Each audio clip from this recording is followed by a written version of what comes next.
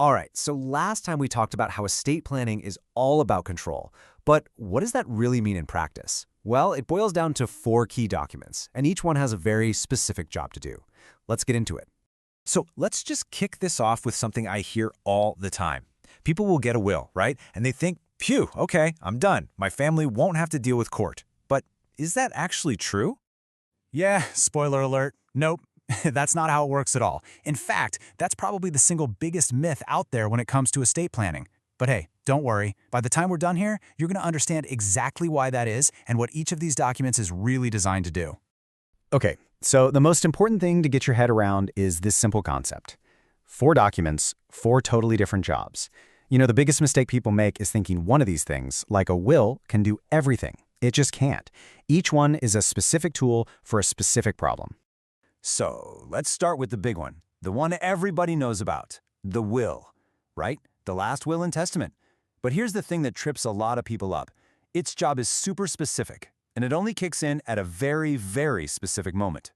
This is probably rule number one, the most important thing to remember about a will. It does absolutely nothing while you are alive. Seriously, think of it like a sealed letter addressed to the future. It's just a set of instructions that nobody gets to open until after you're gone.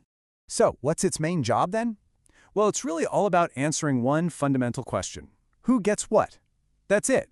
It's the instruction manual for how to divide up all your stuff. And that can be, everything from your house and your money all the way down to your personal belongings, like your photo albums. But honestly, maybe its most critical job is this. If you have young kids, the will is the only place where you name who you want to be their legal guardian. I mean, that right there makes it absolutely essential for so many people. And this brings us full circle, right back to that myth we started with. See, a will isn't a tool to avoid court. It's basically your one-way ticket to court. That whole process is called probate. It's where a judge supervises everything to make sure your instructions in the will are followed. So let's be super clear. A will doesn't dodge court. It pretty much guarantees it. Okay, so the will is for after you pass away. Got it. But what happens if you're still alive but you're, unable to make decisions for yourself? Maybe because of an accident or an illness? That's a totally different scenario, right? And it needs a completely different set of documents to handle it. The first tool for that situation is what's called the power of attorney.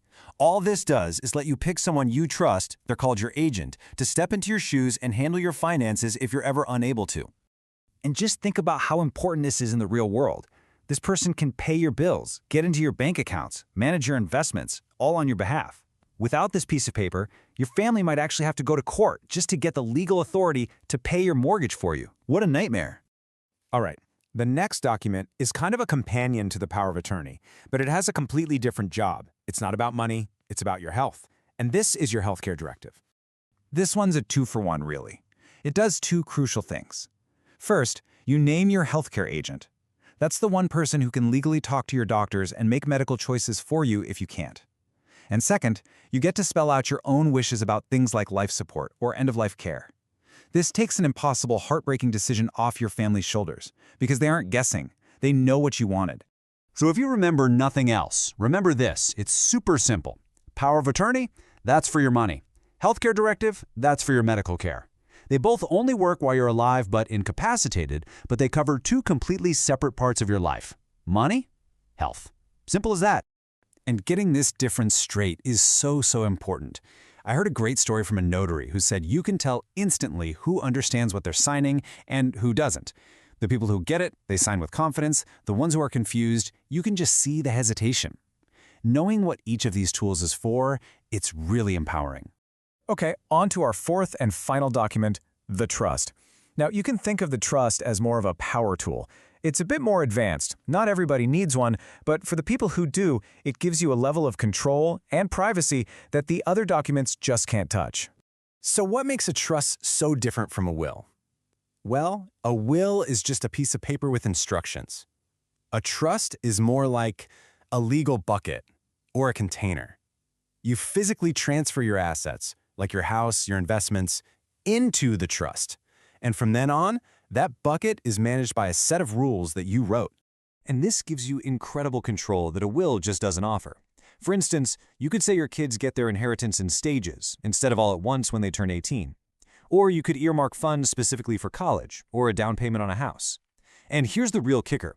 Because the trust owns the assets, not you personally, they almost always stay completely out of that public court process we talked about, probate. Okay, I know that was a ton of information, so let's wrap this up and boil it all down to the key takeaway. Here's the cheat sheet. It all comes down to this. The will, that's for who gets what after you're gone. The power of attorney, that's for your finances if you're incapacitated. The healthcare directive, that's for your medical care in the same situation. And the trust, that's the tool for extra control and privacy. See? 4 documents, 4 very, very different jobs. So, at the end of the day, this isn't about just having a pile of legal documents sitting in a drawer. It's about having a complete toolkit. It's about making sure you have the right tool for the right job for whatever life might throw at you. So the real question isn't just, do I have a will? The much better question is, am I actually prepared for all the what-ifs?